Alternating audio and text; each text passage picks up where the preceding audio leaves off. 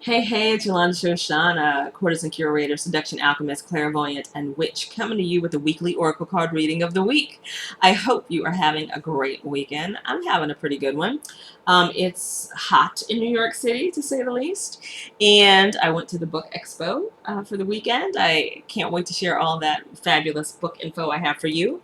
And of course, I am looking forward to next week to see what we have cooking. So let's get this party started. And of course, at the party is my girl Guadalupe, my crystal skull Guadalupe. You know, she's Latin. She likes to party. So I am not asking these cards a particular question. I am just seeing what we have going on this week. This week features the Oracle of Shadows and Lights. So we'll see what the witches and fairies and mermaids have coming.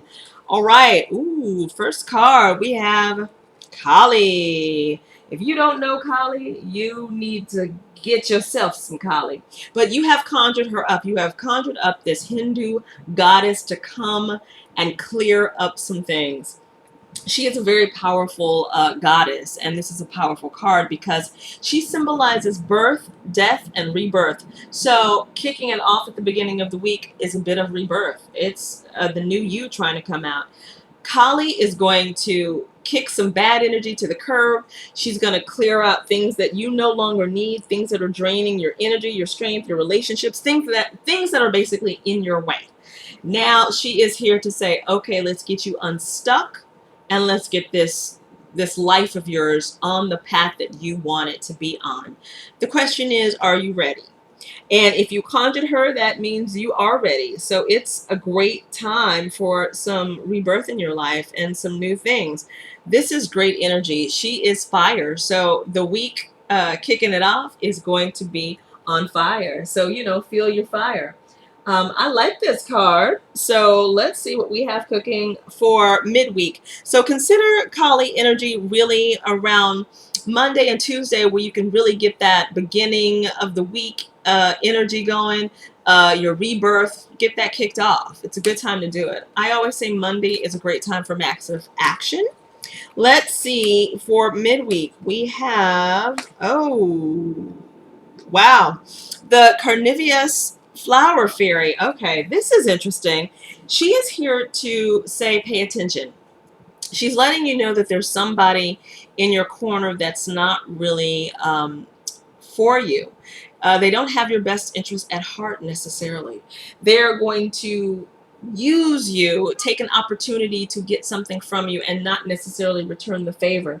They're going to show you something, possibly offer you something that's bright and shiny and looks like a good opportunity, but in reality, it may not be the best option or the best choice. So it's something to be aware of. Just, you know, throwing that out there. Sometimes our haters are also in our circle, unfortunately, the people that don't have our best interests at heart. Sometimes it comes from the family. Sometimes, unfortunately, it also comes from our relationships. So just be aware that this energy is out there, and something that could possibly kind of be a stumbling block, but that doesn't mean that stumbling block has to stop you. Because you know why? You have some seriously kick butt energy at the beginning of the week. So let's see what we have going on towards the end of the week.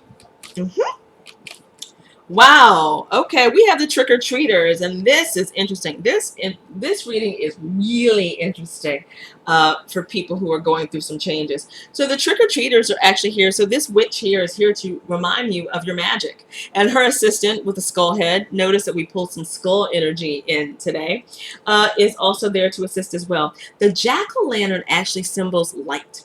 This jack-o'-lantern is lit up to show you the path, to show that there is light, and to show you what you're missing with your opportunities out in the world.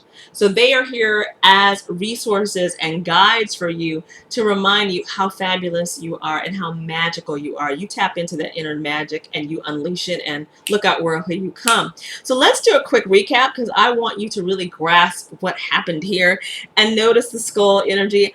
I love skulls because they symbolize rebirth and they symbolize being fearless. So this card has skulls all over it, which I love. That at the beginning we kicked off the rebirth with Kali, which she has skulls around her neck, in case you did not notice that at the beginning.